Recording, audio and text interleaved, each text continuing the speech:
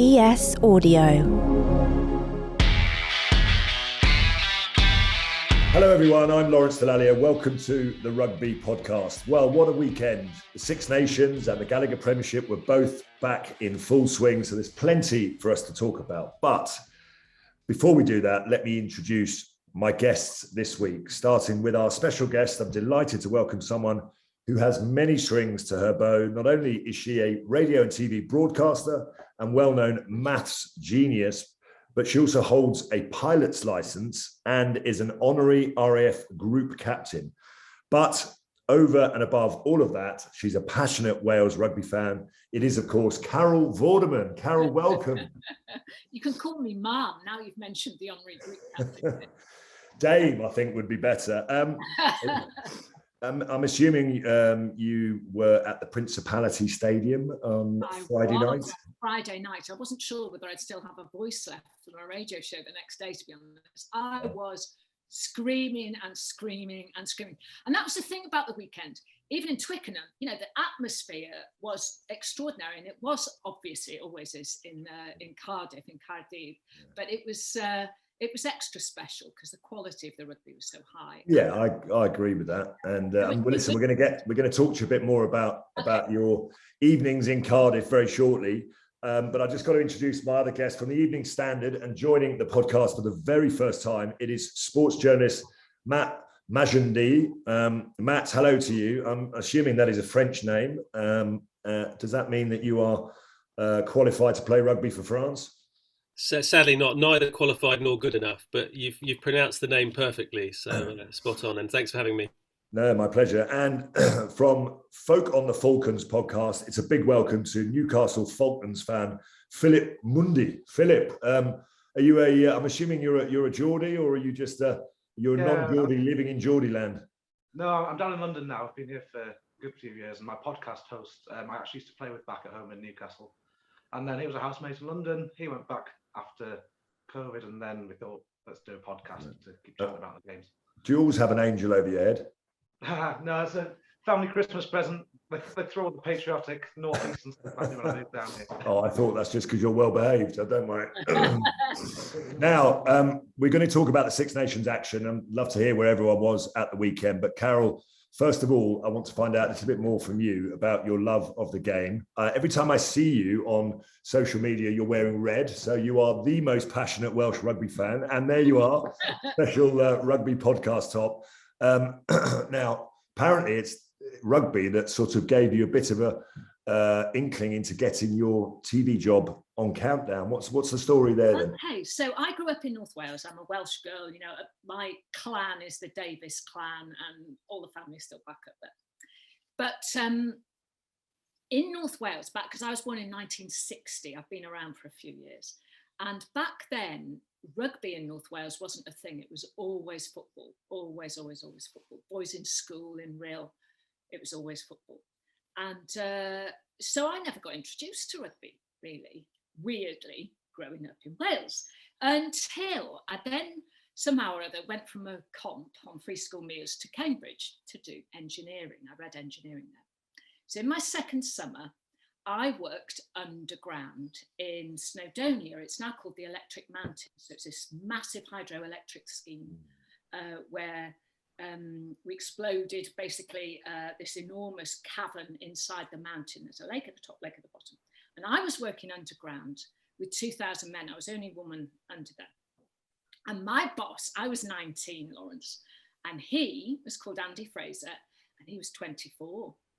Ooh. And he was 6'6", played second row for Headingley back then, obviously amateur. So Andy and I kind of fell in love and all of this. And so once I graduated, he was Yorkshireman. I used to go up to Headingley, and I said to my mum, right, got to go and live in Leeds. So we bought this house in Leeds. Long story short. And because of Andy, because of rugby, because of all of that. And then 3 weeks later, she saw the advert for Countdown in the local paper in Leeds, wrote an application, forged my signature and sent it in. And that's how I got on Countdown. Oh, isn't that amazing? I get through rugby. Now, I'm surprised, actually, if you moved to Leeds, that you didn't you weren't sort of kidnapped by rugby league and go and support, I don't know, the Leeds Rhinos. Well, back then, rugby league was so much faster than union, and it was really exciting to watch, to be perfectly honest. But because Andy played for Yorkshire, and Ian McGeechan was the coach back then, Peter Winterbottom played for Headingley in Yorkshire as well, and all of that, and obviously England. I just kind of got into that, really. So it was during the 1980s was my first sort of foray into rugby, ironically being Welsh. Well, I mean, having followed rugby on TV in those days, I mean, the Welsh were the best team, one of the best teams in the world, if not, and certainly had some of the very best players, you know, the Barry John, the Gareth Edwards, the Mervyn Davis, all of those guys. Amazing team. And just staying on the Yorkshire theme then, Ian McGeechan, you mentioned that Sir Ian McGeechan now, one of the very best coaches that I've had the privilege and pleasure to play under. He was my coach at Wasps towards the end of my career, but obviously the British and Irish Lions, it was just amazing. His speech and his speeches go down in history, really. And anyone who hasn't listened to them, get on YouTube and listen to them, because he is one of the few coaches and orators who can actually deliver something so powerful and so real without swearing as well. And although he can swear too, but he's I think he leaves most of the swearing to Jim Telfer, his assistant. But how did your paths cross with Sir Ian then? Well, it was really because of he was a coach at Headingley Rugby Union at the time. And I reached the giddy heights. I was in my early 20s, the giddy heights of the assistant social secretary at Headingley. Very important job. Basically, I helped with the teas on a Saturday afternoon. And I mean, you know, he wasn't like a big buddy or anything. But then later in the 1980s, I was filming out in Australia. And I was there for a long time, like 6 months or something, and doing a big travel series for BBC. And there's a big gang of us there, and a lot of them worked for the Queensland Tourist Board, Northern Territories Tourist Board, and so on. And we used to fly to places and film. It was like a job from heaven, really. And we were in Cairns. This was 1989. We were in Cairns, and the lads, the film crew and everything, said, "Oh, right, we're going." I can't do an Aussie accent. We're going. All right, Carol.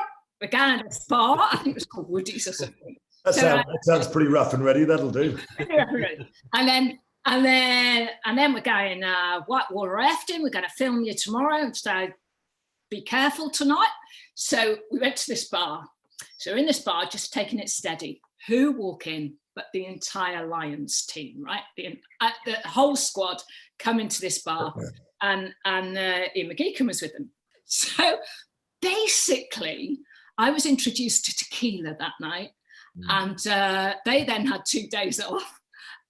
It was one of those nights, you know. I can't really remember too much about it, but I can remember the next day because I was whitewater rafting and filming whitewater rafting, and how I lived, I don't know. I really don't know. So it was lovely, and I love that about rugby. It's like coming home now. I'm in Wales now, and it's like Wales just goes, Chrysler, welcome, you know, and its arms out, give us a cwtch. And it's like that. And I love that. Well, listen, whatever you said to the British and Irish Lions that night, it clearly worked because they won that series, didn't they? They won 2-1 in Australia. I mean, Jeremy Guscott scored he came out late, scored the winning try, I think, in the third test. And he obviously tells me that he won the whole Lions series on his own, really. But there we go. It was an amazing experience. Now, going back to the Principality, I obviously grew up playing rugby against Wales club games on a Friday night. We used to organise a fixture on the eve of the England-Wales game. And one year it was in England, and then the following year it was down in Wales. Debut for Wasps at Neath in a stadium called the Knoll, which is their old ground. And I don't think I've ever been as more terrified of a game of rugby in all my life, really. So, I mean, the noises coming out of the home dressing room were extraordinary. I think we ended up winning the game 10-9. I'm not sure I even touched the ball, to be honest, in the entire contest. But I always knew that there was such a passion for rugby in Wales, understandably. and obviously, as you know, they don't mind displaying all their emotions, you know, whether you know, the singing or the anthem. I mean, I'm half Italian and half Irish, which makes me a very dangerous Englishman, really, because I don't mind displaying my emotions either, really. Listen, and I'm sure lots of other rugby fans just love the passion that the Welsh have for their sport. Obviously, when it's in Wales, you know, they're allowed to be passionate. When the English start talking like that, you know, it's called something very, very different. But your experiences I played at the old Cardiff Arms Park, and obviously the Principality Stadium. I think we played in the first game there as well. Went pretty well for England. Will Greenwood scored a hat-trick. But obviously Wales under Warren Gatland, Sean Edwards in the last, you know, decade or so have been brilliant. You know, they always punch above their weight, I think. They always seem to be so successful, even though they're only, you know, have half the numbers of any other country. What are your experiences of the Principality Stadium and of going there for the first time? Well, the first time was quite a long time ago. I went to see Wales, Australia. Yeah. And I can just remember being with some of the rugby boys, some of the retired rugby boys, big like props, and Dove were the sponsor. And I can remember one of them coming out, you know, with the hospitality bags. It was like 29 of the hospitality bags going down the escalator. It's like this prop. I got enough for the entire family now. And it's free, isn't it, Carol? So that was like my first one. But probably my favourite day, sorry to mention it, but I'm going to, was the final game in the Grand Slam 3 years ago, 2019. And I was very lucky. I was in the WRU box. And it's Ireland, Wales, Ireland. And, well, you can imagine the noise, can't you? You can only imagine. I think we were all floating about 20 feet above the air. And then England were playing Scotland immediately after. So it was on all the screens. Nobody was bothered. It was like, whatever. It was just, we were grand slamming all weekend, let's put it that way. I bet. I mean, it's, I think we would all agree that that stadium, because of where it is, because of the fact that I guess bars open at about 10 o'clock in the morning, and you know the game doesn't kick off sometimes till sort of 3:30, 4:30, 5:30. I mean, there's nothing like being given a run up to a sporting match, is there really? I say to my English friends, Lawrence, who haven't been down there, I go, it's like taking Twickenham or Wembley and putting it in Oxford Circus, isn't it? Yeah. You walk out and it's like Cardiff City Centre's just there. It's amazing. Well, it's also the fact that everyone actually sings as well. I mean, it takes a little bit to get people singing at Twickenham, and I think it's we'll talk about the rugby in a second, but the connection between the Welsh fans and their team is very special. I think that we used to have that connection when we were playing at Twickenham, because I don't know, the game was just very different, and I think it is important that people understand that there's an emotional side to rugby. And at Twickenham at the weekend, we saw that connection because of the sending off. And for the first time ever, the fans realised that they've got to really get behind the team, and the team responded. In Wales, that happens every game. And that's something that I think makes it very, very special. So just touching on the rugby, and before we move on to our other guests, you were obviously you've been to probably both home games, have you, this year? I was meant to go to the Scotland one, but I had flu and I thought nobody would welcome me. But I'm off to the Wales-Italy. Okay, and you were there for it was pouring with rain on Friday night, wasn't it? And, obviously they were given no chance, but I think they've been performing, brilliantly given the number of injuries they've had. What's your take on it all? I mean, Dan Biggers.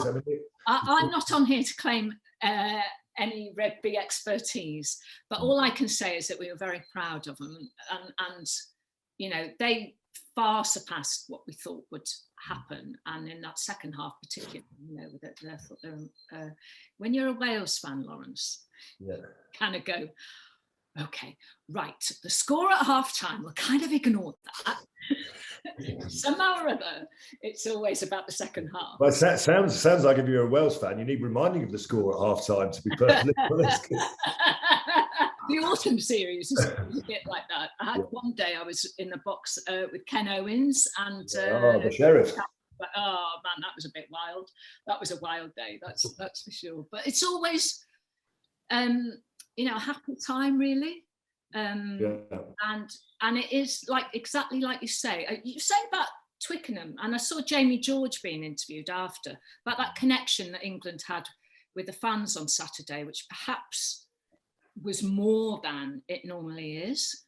And he was tears when he was being interviewed, and I thought that how wonderful to experience that, because I know our boys have that all the time. Yeah. But it's important as a player. You've got to create that connection without getting a bloke sent off, and it's up to them. I think hopefully the players will have learned that if they harness that power correctly, then it actually gives you another.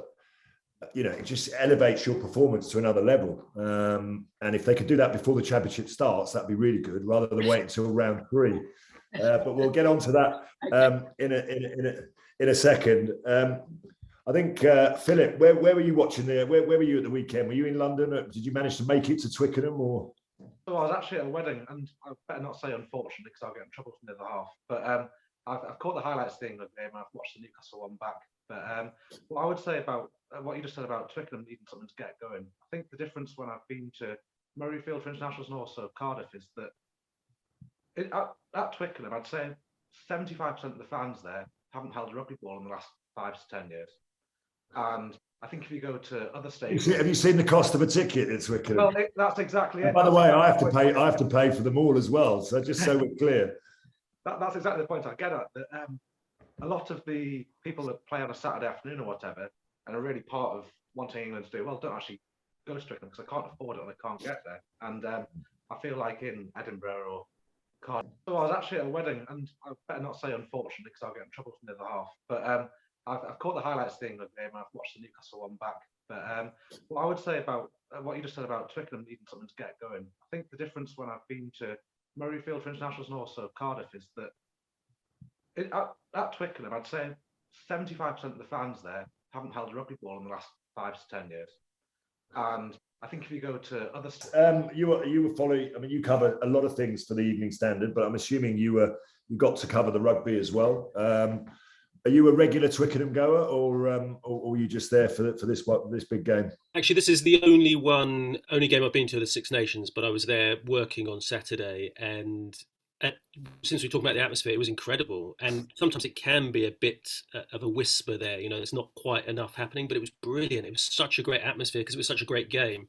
Yeah. We had Eddie Jones beforehand saying England need to get in the faces of the Irish. Unfortunately, when Charlie Ewels took that a bit too literally after 82 seconds, you're suddenly thinking, oh my God, this is going to be a horror show, because Ireland ran a try so quickly. I think they had another one that then got disallowed, and you're thinking this could be a really, really long afternoon. But then suddenly it galvanised England, and you had all these amazing performances: Jamie George, Maro Itoje, Ellis Genge, etc. And it was just so good, this sort of near triumph over adversity, and everyone was getting so into it, and you're thinking, God, this is impossible, then improbable, then infinitely possible. England could win, and then suddenly that last 15 minutes, you sort of almost forgot that Ireland then ran so many points. It was actually quite a big defeat for England, 32-15. But it was a great, great game of rugby, great atmosphere. It was fantastic to be there. Yeah, listen, I don't disagree with that. I hate to sort of be, sound like a plucky loser, because no one wants to come second in anything. But you have to admire that. I think what it reminded everyone is that we have some really good players. And, as you said, if they can harness that and remember those emotions before the kickoff, then they might. Well, listen, they've got an enormous test this weekend in Paris, and if last week was a test of character, this will be an even bigger test of courage and bravery. Matt, just talk to us about Ireland, though. I mean, as you said, in the end, it was it was a 3-point game with 10 minutes to go, and then you looked at the final scoreline, and even if you weren't an England fan, you'd have felt slightly sorry for them, because they put in such an effort. They probably didn't deserve to be beaten in the way that they were. What was it, 32-15 in the end or something? Yeah, it was interesting. Johnny Sexton was talking about it in the press conference afterwards, and he was saying how, a few years ago, it's the sort of game that Ireland would have lost in that position. Suddenly it's 15-all. They're under pressure. They should be winning, but they're not. They're losing the forward battle when they've got this really established pack. But they actually kept their composure quite well, and that was what was impressive. And suddenly it just took a couple of little errors from England, and just the energy just dips towards the end. And suddenly Ireland were actually quite impressive. So Eddie Jones talked about how cohesive they were beforehand, and despite the sort of panic stations and lots of moments that went wrong, they actually held it together and were actually incredibly impressive towards the end, weren't they? And where are you with this England team? Because I mean, I'm the sort of, I come up with the Roy Keane sort of school of punditry, where I'm, as I used to when I worked with my team, I was quite brutal with each other, as I'd expect them to be with me. You're in a results business, and you look at the tape of the game and you say, what the hell were you doing on Saturday? Because it doesn't look like you were doing your job very well. Do you know what I mean? But I mean, listen, you can't fault their character, their resilience, their courage, etc. But they've scored one try. They've scored 2 tries against Ireland, Wales, and Scotland in a total of 3 matches of rugby. And as a player, you're kind of responsible for that. You can't blame the coach. You knock on the coach's door and you say that. Have you been drinking again last night with that selection? Have you? Yeah. I mean, I think there's an opportunity to challenge England. England are nowhere near the level of Ireland and France at the moment. And I guess that happens, and it's difficult for us as England fans to take, because we think we should be really good all the time. But I just feel that there's clearly a lot of potential in that side, and for some reason they're not unlocking that. When you work really hard to become an international rugby player, you don't want to arrive there and then underperform. It's about bringing out the best in yourself and the people around you. What do you think England need to do to get that going again? I mean, it's funny you talk about the game, but I found from the start of that game to the end of the game, I'm none the wiser of what this new look England team was, because you had these 14 players and they just had this job to do, and you didn't feel there was nothing attacking. Ireland had all the attacks, all the tries, etc. You didn't feel there was enough invention there. But that's not to be too harsh, because they had a job to do to just try and hold it together. What I'd like to do is see these. Eddie Jones talked about these attacking players like Harry Randall and Marcus Smith and Freddie Stewart. You'd like to just see them let off the leash, but I don't know whether they're trusted enough to do that or what it is. But if you could just, these guys are formidable when you see them play at club level, and I appreciate there's a difference to international level. But if they're let off the leash, it'd be great to see that. Perhaps. Do you know what there's 2 things you need in any successful team: is trust and continuity of message. And for some reason, England don't trust a group of players. The team keeps chopping and changing. The coaches keep chopping and changing, and I don't think you can build very much at all with that. Whilst you're always trying to improve as a team, you can only improve once you've learned what you've been told to do in the first place. So I think there's just a bit of patience. I played 85 times for England, and I can assure you I wasn't man of the match in every game. I played some terrible games for England, but I was given a bit of trust by the coaching group that I would come good in the end. And we did, actually. So, yeah, that would be my take on it. Philip, I've got it. Before we move on to the outstanding player of the weekend, I'm going to ask you all. I'm assuming Carol might pick someone from Friday evening, although it doesn't have to exclusively. Matt, you might pick someone from Twickenham on Saturday, but again, you don't have to. But Phil, for you, what's your take as a Newcastle Falcons fan, but also as should Radwan be in the squad? Should he be in the team, or what's your views on Eddie Jones? So, on my views on Eddie Jones are a bit different to Radwan being in the squad, but I think if we look at the England team that have made World Cup finals, we tended to have 1 to 15 who played in their primary position that they're best for their club at. I know you get players that can play across the back row or around the backs, but at the minute we don't play with a centre at 12. We don't play with a 12 at 12. We play with a 13 at 12, and they're different positions. And similarly, we keep playing second rows in the back row and various mixtures of things where we think, is that the best person in the country in that position lining up for England? And it might be that they're their 3rd best second row, but then why are you not playing the back row is probably better than. And on the Radwan question, I think that he's almost too specialist for Eddie Jones. He can't play centre, so he's either got to start on the wing, or with the way the bench lines up, you wouldn't have him as a substitute, because suddenly he can't play in the various different positions that someone like Stuart or Mayland can. So until he's the best 14 in the country, he's probably not going to play for England. And you saw in the summer what he can do against an inferior opposition. There was the But I couldn't agree with you more. I mean, the French, first time ever, are actually picking people in the right positions. They've always got outstanding players, but they used to name their team sheet, and you go, I can't quite believe they picked 9 and he's playing 10. You know what I mean? So I'm with you. Eddie Jones seems to believe in getting the best players on the field, no matter what position they play. Carol, we're going to come to you. We have this thing called outstanding, and we want you to choose an outstanding player for the weekend. You can be as biased and as one-eyed as you like and go for a Welshman. That is absolutely fine. My favourite player. Caught your eye? Okay, so my favourite rugby player, and I always love it when he's selected, is Josh Adams. He's so hard and so fast. I love Josh Adams, as everybody knows. But I'm going to go with some special mentions. Josh Navidi, I thought was excellent on Friday. Biggs, obviously, some cracking. Marcus Smith, amazing. But it has to be, there can only be one, can't there, this last weekend? Johnny Sexton. It has to be Johnny Sexton. That was a special moment. You know what? You have really showed yourself up to someone who knows everything about rugby, because that's a special moment as well. He has the moment of the weekend where he probably is playing his last Six Nations game at Twickenham, and I thought it was a lovely touch from Andy Farrell to bring him off, even though he looked super pissed off that he was substituted. He did.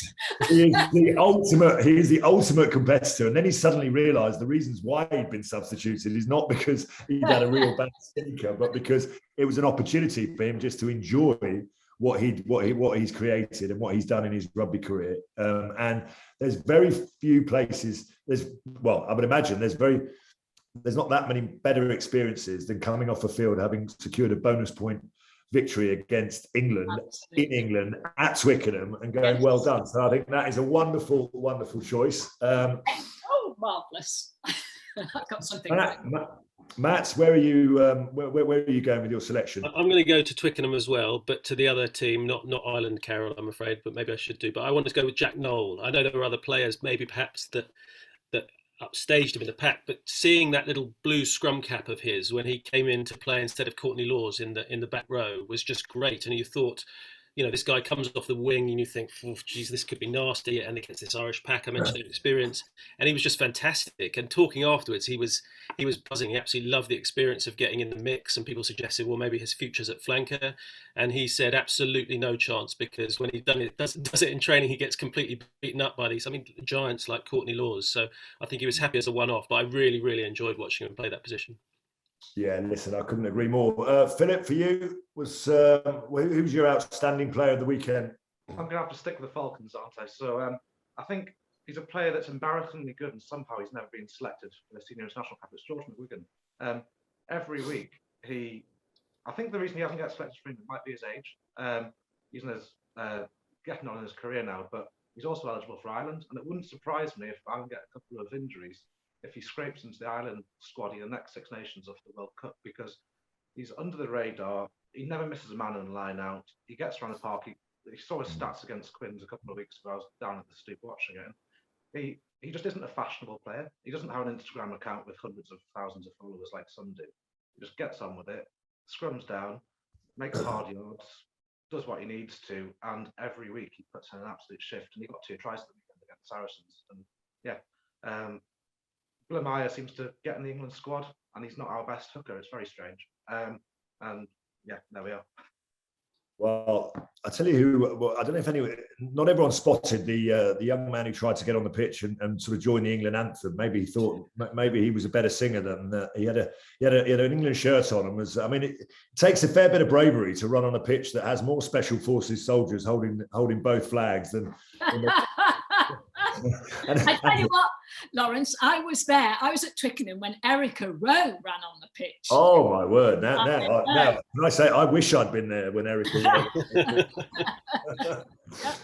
Now you're talking. Now you're definitely talking.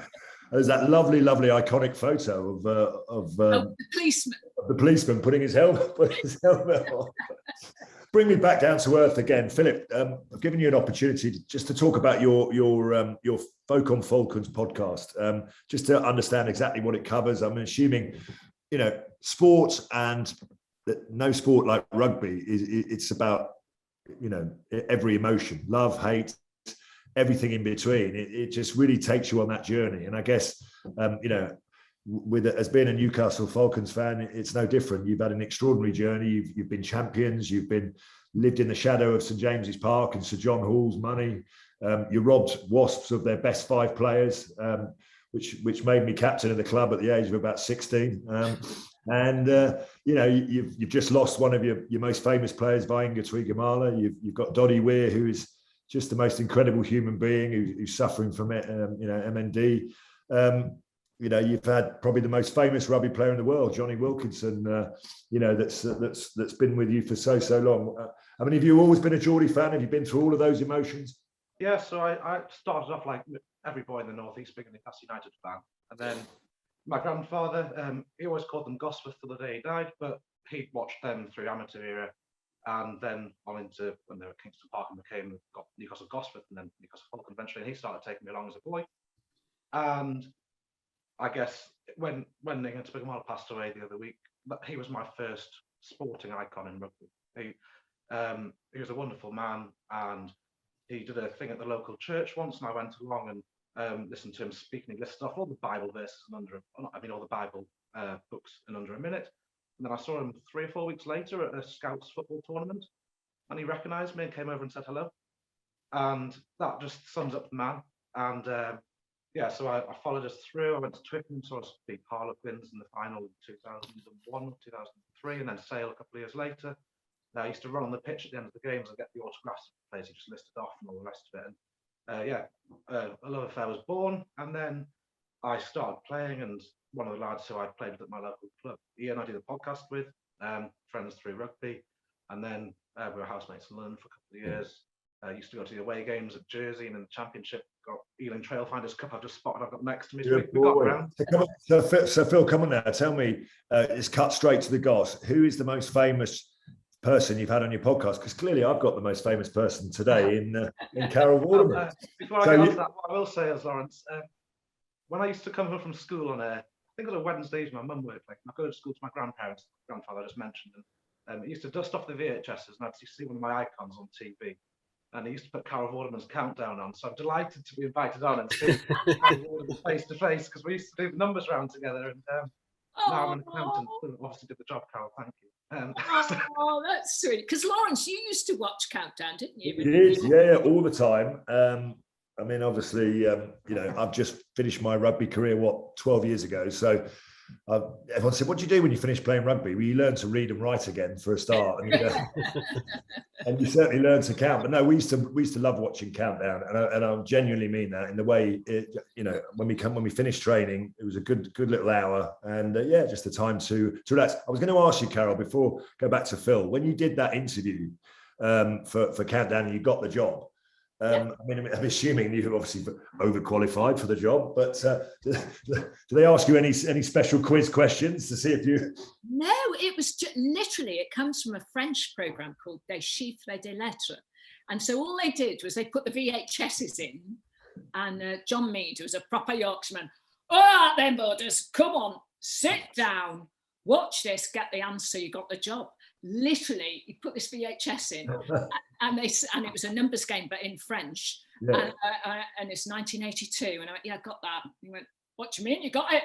I went, "I got it before the music started." "Oh, you got it. All right, you got the job then." Gave me three maths questions like that, and that was it. I got the job. Never went in the studio, never in front of a camera, no screen test whatsoever. Just a natural. Well, Phil, if we go back to the maths that's happening up at Newcastle, there's a lot of frustration on the terraces at the minute. You obviously got your ear close to the ground. I presume you get to interview the players, you get them on as guests. What are the fans thinking about the current setup at the minute? Yeah, so I spoke to Matt Thompson about 3 or 4 weeks ago, former player who played against you a few times, I'm sure, Lawrence. Well, if he played in the Betamax video era, then it would have been against me. Yes, that's quite correct. He was around the turn of the millennium. His father was Dave Thompson, the chairman, and he was a hooker. And we had him on a few weeks ago, and we were talking about various things. And one of the key things he said was that at the minute they get, I don't know what the exact numbers are, but he basically said 6,000 is breaking even point for the club, and 9,000 is when they can really start getting the money in and pushing the salary cap. And at the minute, our attendance this season are 3,000-5,000, probably on a good timing. matches played, but we're about 5,500. And part of the issue that is we just don't play exciting rugby at the minute. I think as far as the pack go, we've probably got a pack that's just as good as any in the league, if not better than quite a few. We've got Hayden Wood at fly half, who looks like he's going to be a very good player. And then we've got good outside backs as well, but it's the inside three quarters where we've got the issue. I mean, I hate to say it, but rugby is becoming a bit like football. If you look at the football table, the 4 teams that spend the most amount of money are at the top of the English Premier League. And, as well as, apparently they're all super coaches. I'm sure they are, but super coaches need super players to win things, don't they, really? So, and if you look at rugby, if you look at the current Gallagher Premiership, there is always the odd exception to the rule, and you have a good season and you have a run of no injuries, etc. But if you look at the table, I'd roughly imagine, if you look at the wage bill of all those teams, I bet it would be about the same order. Well, if we look at the wage bill of 1 and 2 in the league, Saracens and Leicester, and we've got a few questions to answer in the past, haven't they? So you'd probably bang on the money with that. Come on, Phil, don't be controversial. I've managed to avoid controversy my entire career. Now, listen, we wish you all the very best. If I'm ever in the northeast, please feel free to get me on the show. But we're going to hand over to Matt, because we try and give our listeners a little bit of rugby trivia that they didn't know before the show, and probably that most of us didn't know before the show. So it's over the line or in the bin, and we're going to let Carol go first. But I think Matt, it's over to you. Yes, so it's the true or false. You've got to decide whether it's over the line, okay, it's true, or alternatively it's false and it's in the bin. So today's fact is Wales fly half Dan Biggar scored all of his side's points against France. But back in the day, we wind the clock back a few years, he used to have a pre-kicking routine that used to be nicknamed, yeah, that's perfect, you're absolutely natural, that's nicknamed the Big Arena, which is a homage to the 1990s hit, the Macarena. Now, is that over the line or in the bin? I was going to say, actually, maybe we don't go with Carol first because she's looking knowledgeable. Well, I know the answer to that. Okay, one. well, we won't go with Carol first. We'll go with Philip first then, because you've got the advanced Wales knowledge. Well, I actually was once sitting in a pub in Victoria Station. You've got a sports bar. Was it Victoria Palace? There's a sports bar above it. And when we got beaten by Wales in the World Cup last time, I was sitting there somewhat inebriated as Dan Biggar kept slotting the posts with my friends doing all this sort of thing. And we called it the Dan Biggar Shuffle. And then, I don't know if you remember the Wall Street Shuffle song from way back. Can't remember where we ended up that night, but that came on, and then we started the Wall Street Shuffle. We started doing the Dan Biggar Shuffle, and all these dance moves came out. Yeah. So anyway, I'm going to say that it's probably going to be true because of Carol's reaction earlier on. Lawrence, we better go with you second then. Well, listen, I mean, I'm always in the bin, so I'm going to go over the line, right? So he's actually. Whisper this, but he's actually one of my favourite players, and he's Welsh. I'm allowed to like people outside of England, and I just think I love Dan Biggar. I just think he's so competitive, and he's so humble as well. You see some, like all us rugby players, he does 1 or 2 annoying things on the field, but you can't be classed as very good if you don't do annoying things that upset people. But he's just a special player, and he can dance clearly as well. Obviously he'd have to speed up his little shuffle now because you're only allowed a minute, aren't you? Really? So, but he's been magnificent. I'm so pleased he's captain of Wales. I thought his performance against Scotland was magnificent, and I'm going to go. What did I say? Over the line. But Carol can give us the real answer because she knows. I know. Well, I know it's over the line. And we have, and you should get him on your podcast, actually, a little boy in Wales who's called Rocco. And I did a show with Scotty Bach, and we had Rocco on. He does these he's only like 6 years old now, something like that. And he was 4 or 5 years old. And he does all the impressions of Welsh rugby players. And they're brilliant, like Adam Beard and all sorts of different. And Adam Jones and Biggs he does, and he would always do this whole thing, and then they film him, he's running up, he's kicking the ball and everything, he does it, and he's brilliant. You should get him on. He's fantastic. He's just sweet. He's the sweetest little thing. So because of Rocco, age 6, from Neath probably, I would say that it's over the line. So it's going to be a big surprise to all of you, but you're spot on with the answer. Yeah, the Big Arena was 2015 Rugby World Cup phenomenon, I think, when he took over kicking duties. And there's this ridiculous routine that my son used to do and used to love, that actually he's sort of diminished. It doesn't seem to happen so much, but this jittery routine obviously did some effect because he scored 56 points in that World Cup. So anyway, you're all spot on. Brilliant. What do we win, Matt? Do we win? We win. Just my praise. Is that enough? Well, yeah, maybe that's all I've got. That's all I've got. Maybe we win a day out in the green room at Twickenham on the next rugby game. Listen, we're going to talk about the last round of the Six Nations before we let everyone go. But Carol, before we talk about Wales, Italy, which you're going to, which can be another fantastic game. What's your? I mean, obviously you grew up watching, men's rugby predominantly, but the women's game is growing every single day. Just a phenomenal growth of women's rugby. England have a very good side. So do many of the other Six Nations. I mean, what's your take on that? It's just, it's fantastic now that the game is where it is. We just need to get more fans in the stadium watching them, don't we? Really? Yeah, and I think because I have this radio show on BBC Radio Wales, and I'm always talking to some of the girls who play for Wales women, and I've always been a big fan of theirs, and it was a big step forward for the Wales women this year because the WRU have given, I think it's 12 of them full-time professional contracts, because a lot of them, if they were living up in Manchester or in North Wales or wherever, would have to come down to Cardiff twice a week, literally drive 4 hours there, train 4 hours back, and keep a full-time job down. And it's not against the English women at all. It's just that it's wonderful now that some of them can properly concentrate on being rugby players. So I think once you see that sort of fairer competition starting, I think it's really growing. I love to watch it. I really love to watch it. I love the girls. I love them. No, listen, I agree. They've got the Women's World Cup coming up. I mean, I think the average in England, certainly, I'm sure it's probably even less in Wales. I think the full-time women get £35,000 a year as a contract. I mean, that's it's sort of derisory, isn't it? Really, with all due respect, England men's team get £25,000 each for playing for England at the weekend. Win or lose. So there you go. So there's a long way to go. It's not just about money, I accept that, but I'm sure we'll see that development grow and grow and grow. So Wales, Italy, obviously, sometimes you go with your mates, sometimes you get an invite from the WRU and you do it the corporate way. What's in store this weekend?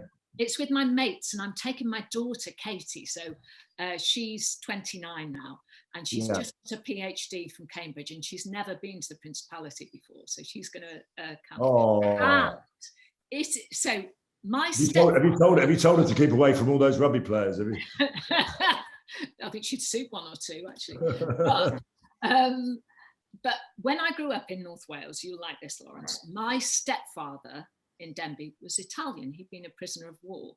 Yeah, there's a big Italian community in Wales, actually. First language Italian, second language Welsh, third language English. And Gabriele Arezzi, and he swore every third word, and I absolutely adored him. So, most of my childhood was growing up in an Italian household in Wales. So Wales, Italy is very special to me. Well, can you imagine? It's like a singing contest, Wales, Italy. I mean, the Italian anthem is probably everyone's favourite anthem, and it goes on for about 3 hours, but it is everyone's favourite anthem. They all start crying and they all start getting very emotional. Because of my father's Italian, birth, I was given the opportunity to play for Italy when I was 18. And the game was very amateur. They flew me by private jet over to Milan. They showed me around the flat that they were going to give me, the place at Milan University. They showed me the salary they were going to pay me. And I was thinking, I'm not sure anyone, you're allowed to pay anyone any salary. They said, Lawrence, this is Italy, it's no problem. I mean, of course, we have to pay you something like this. So anyway, my father was like, where do we sign? And then I went to watch a game, and it was a club game in Italy, and we're talking about 1991 here. And David Campese was playing for this club, Milan. And I mean, it was a shit show. I think he touched the ball once. I mean, it was just a mess. I was thinking, I can't play. I could never play. But if I'd have accepted that, then obviously, I'm not, it would have been amazing. I probably would have been a bit like Sergio Parisi, played for about 150 years and won one game, so it would have been fantastic. But I did captain England against Italy in the first ever game in the Six Nations in Rome in 2000. And I was so proud. It was in that little small Flaminio Stadium. And I never forget, I took my father over there and I said, Dad, you're going to be the official translator for the post-match reception, even though I can speak reasonably good Italian. Anyway, we won 85-0, which was a bit of a disappointment for the Italians. But the post-match reception was the best post-match reception we've ever been to in the Six Nations. It was a beautiful palace on the top of the hill.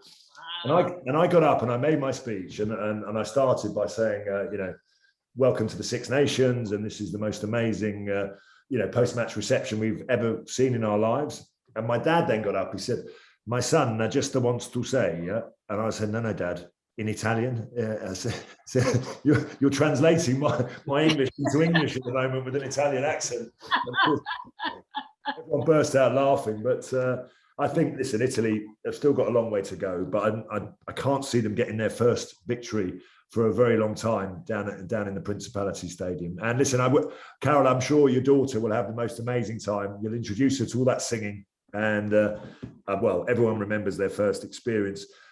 Matt, Ireland against Scotland, France against England. We're going to talk about these games both collectively, really, because they sort of almost are connected. England have got a real task on their hands. We used to, all the Celtic sides used to make a habit of ruining England's Grand Slam. So I hope England might have a little bit of an idea about how to ruin the French. But, there's one thing going to play in France, when you're never quite sure what's happening, but the French look a very, very strong outfit now, don't they? Can you see England getting anything out of that game? Yeah, I think all the sensibilities, you're just thinking with your head, all the sensibilities are France will win. They're great. They've got such an amazing calibre of players. They're so nicely attack-minded. And now with Sean Edwards, that defence is just incredible. We saw it. Carol would have seen it at close quarters in Cardiff.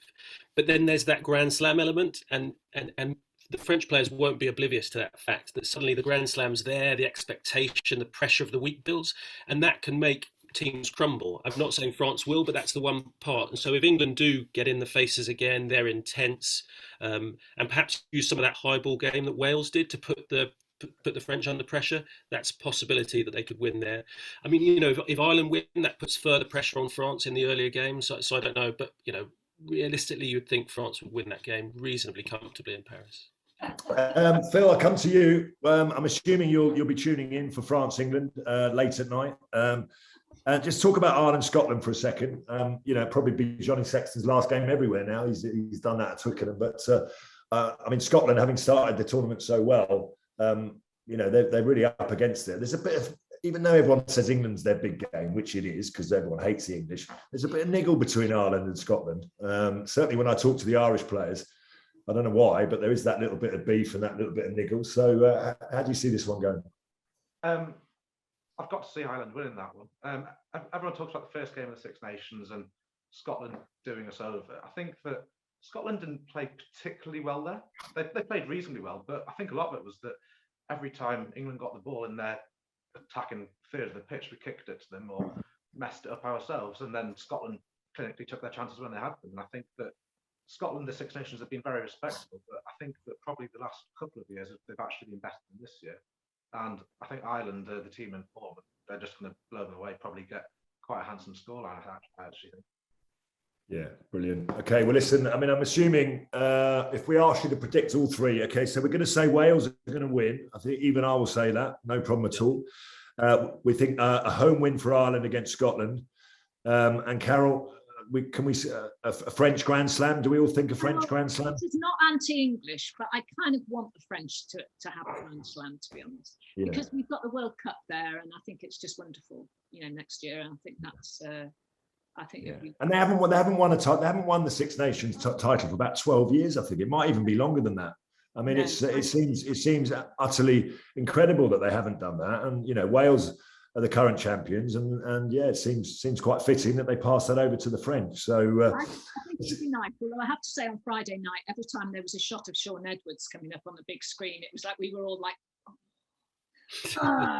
you know what?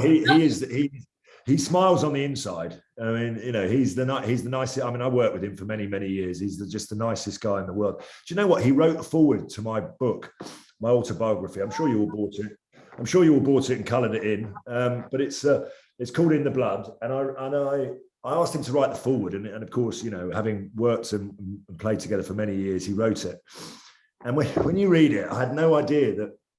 I was driving to Wasps one day, and there was a lady on the side of the road, and her car had broken down, and she was having real issues, you know, changing the tyre. So thank God I stopped, right? Because I stopped and helped this woman, and I changed her tyre, and I got her back on the road, and it turns out it was Sean Edwards' mum. And I think in the gist of the foreword was, you know, he mentioned everything about, you know, playing and coaching me, etc. And he said, and do you know what? He said, if someone looks after your mum and helps your mum, you're never going to forget that, are you really? So, and I was thinking to myself, thank God I pulled over. Otherwise, he'd have killed me, wouldn't he? Really? So he's a very special man, and I've said this many times before. I said when Eddie Jones decides to, you know, to take the boarding pass and go back to Australia, which he will do at some point, I'm sure. I want Andy Farrell back from Ireland. Thank you very much. I want Sean Edwards back from France, and I might even go and join them, and we can see what we can do with England. Oh wow! It would be amazing. Listen, I wish you all the most incredible weekends wherever you're going to be watching. Thank you all for joining me on the Rugby podcast. So a huge thank you to Carol, to Philip, and to Matt. Don't forget to give us the podcast a like, subscribe so you don't miss any future episodes, and thank you for listening. See you all next week. Thanks, guys.